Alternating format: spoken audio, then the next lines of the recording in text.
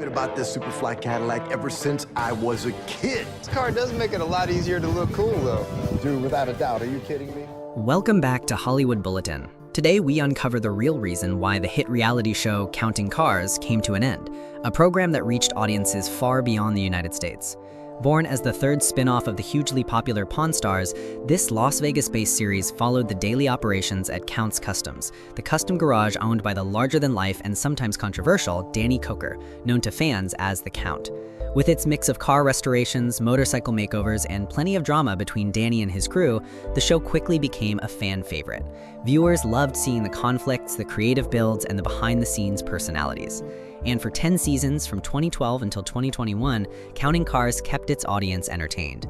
Yet after that final season, the History Channel never approved another, leaving fans to question why their beloved automotive series suddenly disappeared from the airwaves. So today, we are going to walk you through the real story behind the show's ending. Counting Cars would never have existed without Danny Koker, who had been running Count's Kustoms long before television came calling. Reality TV has always attracted massive viewership because it blends entertainment with real-world stories, and Danny saw the opportunity as a way to put his shop on the global map. His chance came after appearing repeatedly on Pawn Stars, where his knowledge of classic vehicles stood out. Producers eventually approached him with the idea of starring in a spin-off entirely focused on his garage. It was a golden opportunity, and Danny took it, turning Count's Kustoms into the centerpiece of a show that would become the most successful Pawn Stars spin-off, surpassing others like American Restoration and Cajun Pawn Stars. While following a similar restoration format, Counting Cars added its own twist through its colorful cast and high-energy storytelling. Over the years, Danny built an impressive team of skilled mechanics, painters, and fabricators, and each episode highlighted their craftsmanship while mixing in personal interactions and humorous moments. But as time went on, behind the bright lights and roaring engines, real-world conflicts and legal troubles began to shake the foundation. One of the earliest and most shocking scandals involved Joseph Frontiera, who joined Count's Kustoms in 2013 as a restoration expert and mechanic, but soon became the center of controversy. The shop filed a civil lawsuit accusing him of misusing company funds totaling $75,000, claiming he spent it on a Range Rover and airfare.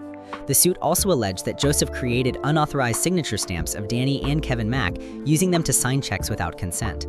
He was also accused of failing to pay the shop's taxes. A background check later revealed a history of fraud with a previous employer in Florida.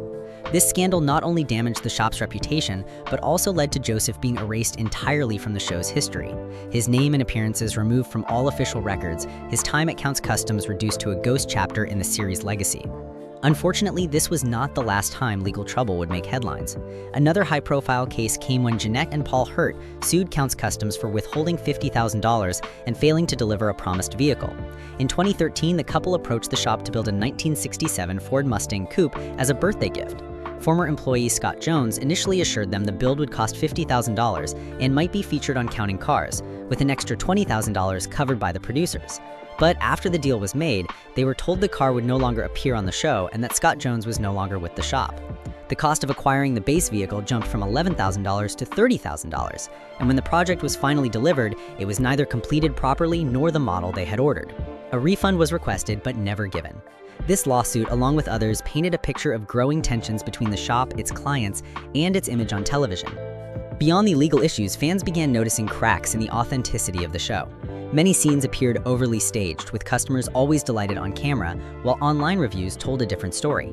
Some alleged poor service, missed deadlines, and less attention to projects that weren't destined for TV.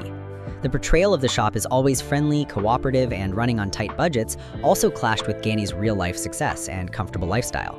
In truth, the shop had no fixed project budgets, and many of the budget-related scoldings on camera were simply part of the script.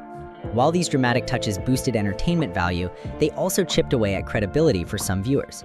Combined with the shift toward more conversations and less actual restoration footage, the balance that had once made Counting Cars so addicting began to fade. Even with these problems, Counting Cars remained a strong performer in its prime, debuting with solid ratings and maintaining an average score of around 6.8. But like all shows, it eventually reached its limit. After 10 seasons, the combination of off-screen controversies, lawsuits, behind-the-scenes staging, and possible creative fatigue from the network brought it to an end. Today, while the cameras are gone, Count's Kustoms is still alive and well in Las Vegas, continuing to work on jaw-dropping custom builds for wealthy clients and devoted fans. The legacy of Counting Cars lives on in those projects, and in the memories of viewers who tuned in week after week to see what Danny and his crew would dream up next. But now you know the full story of why the show ended. And as always, subscribe to Hollywood Bulletin and hit the bell icon so you never miss our deep dives into the hidden truths behind your favorite shows and stars.